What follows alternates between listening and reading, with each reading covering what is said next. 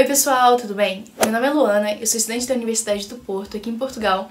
E se você é novo por aqui, seja muito bem-vindo. Eu costumo trazer conteúdos para você que está pensando em estudar e morar aqui em Portugal.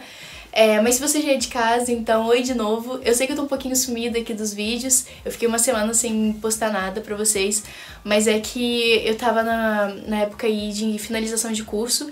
No Brasil a gente tem o TCC, aqui eu tive um relatório de estágio, que também é um trabalho científico e tudo mais, dá um pouquinho de trabalho pra fazer, então eu tava focando nisso. Mas agora eu tô de volta, eu vou tentar trazer vídeo pra vocês toda semana agora, com uma frequência certinha. E é isso, gente, então já deixa aí seu like nesse vídeo, se você é novo já se inscreve no canal, que eu tenho certeza que vocês vão gostar bastante de tudo que eu colocar aqui. Então, o vídeo de hoje é sobre as principais dúvidas de vocês. Quem me acompanha lá no Instagram sabe que eu tenho um quadro que se chama Lu Responde, e ali eu abro uma caixinha de comentários pra vocês nos stories, vocês me mandam as dúvidas e eu vou respondendo ali nos stories mesmos, depois fica tudo salvo nos meus highlights. Inclusive, se você quiser verificar as últimas edições, vai lá e dá uma olhadinha no meu perfil, tá com um símbolo em... Ai, qual que é o símbolo? Um ponto de interrogação. Vai lá que tá lá.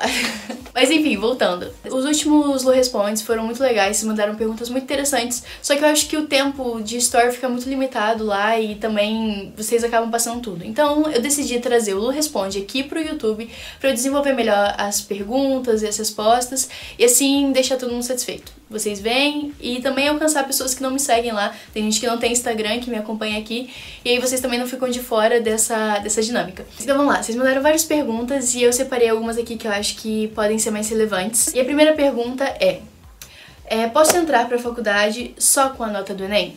Então, a gente sabe que a nota do Enem é um dos critérios de avaliação pra gente entrar na faculdade aqui em Portugal. Só que eu comecei a reparar, conversando com seguidores e tudo mais, que alguns cursos pararam de usar a nota do Enem como critério pra te avaliar. Na época que eu me candidatei pro meu curso, que é Ciência da Comunicação, a nota do meu Enem valia, ela tinha uma ponderação e tudo mais. Hoje em dia, o curso de Ciência da Comunicação na Universidade do Porto não conta mais com a sua nota do Enem, só conta com a sua carta de motivação e com o seu histórico escolar.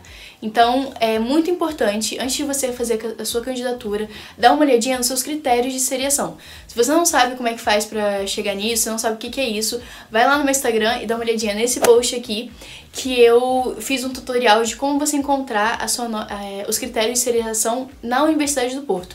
Eu acredito que em outros sites de outras universidades seja um pouco diferente. Mas enfim, mesmo você não precisando só da sua nota do Enem para poder entrar e tudo mais, a universidade ainda assim pede a sua nota do Enem para se certificar de que você está apto a entrar no ensino superior. Então, tem uns cursos que utilizam a nota do Enem para te avaliar ali, para saber se você entra ou não no curso, e tem outros que só pedem a sua nota do Enem para garantir que você passou. Tipo, você tem que tirar mais de 500 do Enem para garantir que você passou e que você pode ir para o ensino superior no Brasil. E aí você também está apto para ir no ensino superior em Portugal. Entendeu? A segunda pergunta é: você acha que tem alguma chance das universidades portuguesas adiarem a primeira fase de candidatura? Então, essa pergunta está relacionada aí com o adiamento do Enem, que ficou para o ano de 2021.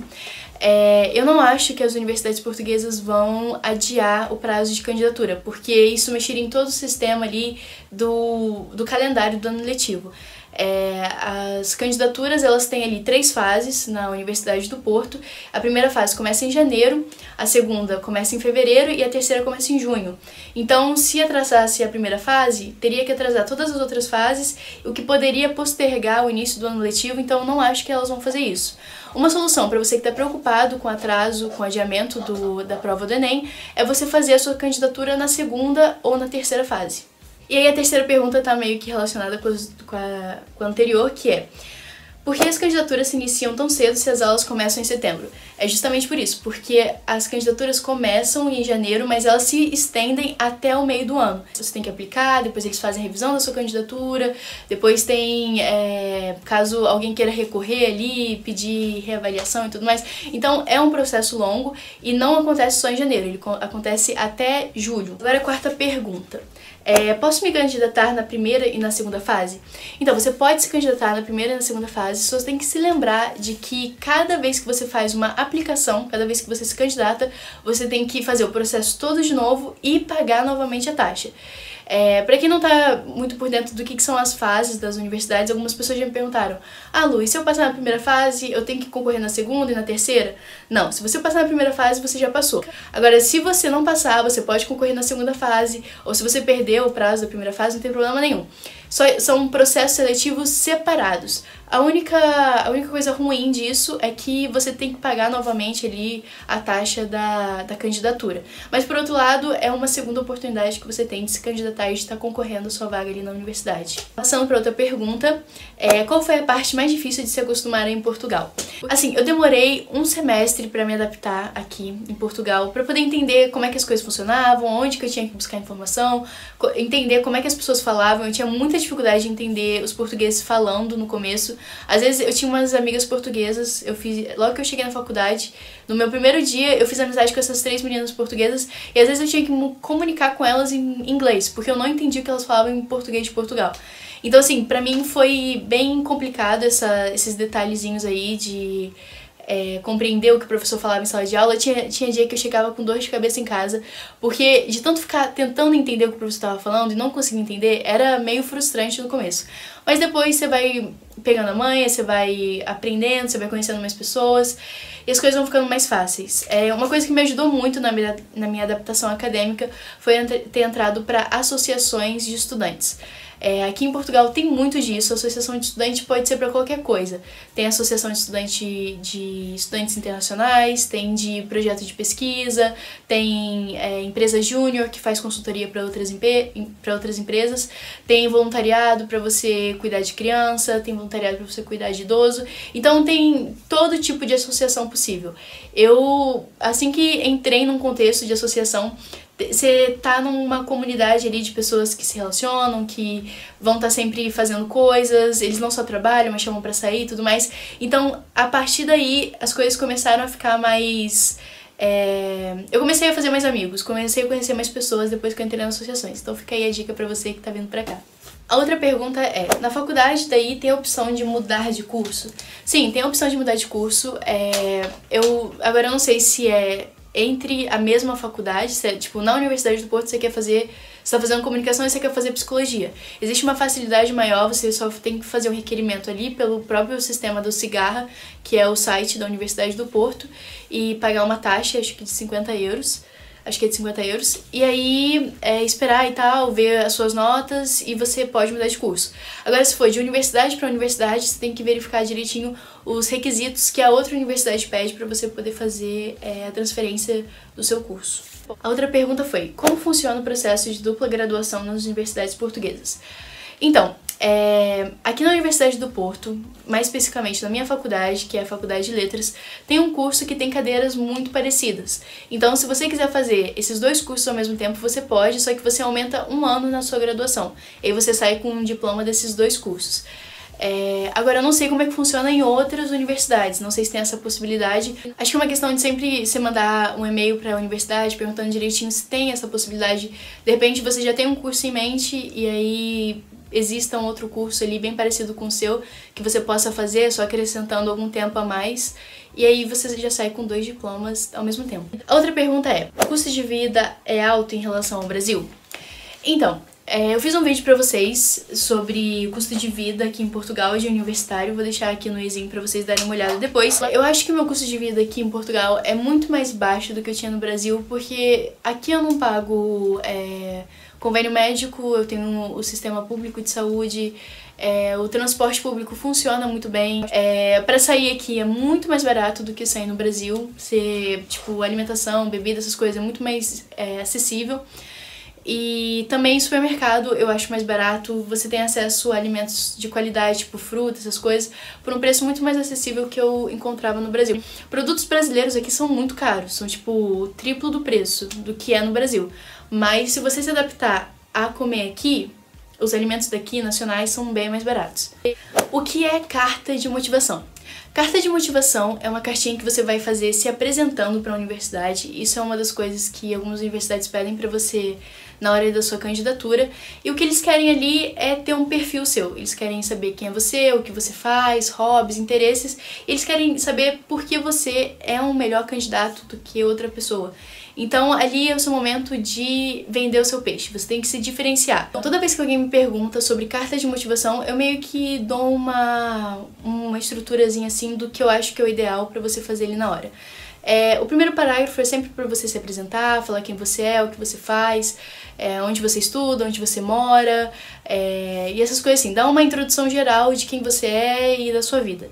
Depois você fala um pouco dos seus projetos, do que você já fez, do que você já conquistou, coisas que você já se voluntariou. E aí, se você quiser fazer um quarto parágrafo, que eu acho que é muito importante... Quarto? Não, um terceiro parágrafo, você descreve ali mais os seus interesses em relação ao curso. Por que você quer fazer o curso? De que forma que você acha que você traria uma mais-valia para a universidade, sendo um estudante ali? Mostra para eles por que você se diferencia dos outros, por que você é uma melhor escolha do que os outros estudantes para fazer aquele curso. E por fim, faz um apelo final, mostra as suas perspectivas de futuro, de plano de carreira, onde você pensa em chegar, se disponibiliza para fazer uma entrevista, se disponibiliza para conversar, agradece pela oportunidade e tudo mais e pronto. E aí eu acho que é uma estrutura boa, se você quiser mudar a ordem, fica à vontade, se você quiser fazer de outra forma também, mas eu acho que assim fica bem legal. Passando para a próxima pergunta, na Universidade do Porto tem um curso de Publicidade e Propaganda ou Comunicação já engloba? Eu sei que na Universidade do Porto não tem esse curso. No curso de comunicação, que é o que eu fiz, tem sim algumas cadeiras de marketing, de comunicação visual, de semiótica e essas coisas assim, só que eu não sei se necessariamente substituiria uma faculdade de publicidade e propaganda. Assim, eu acho que eles não aprofundam tanto quanto seria aprofundado numa faculdade no Brasil só sobre isso, entendeu?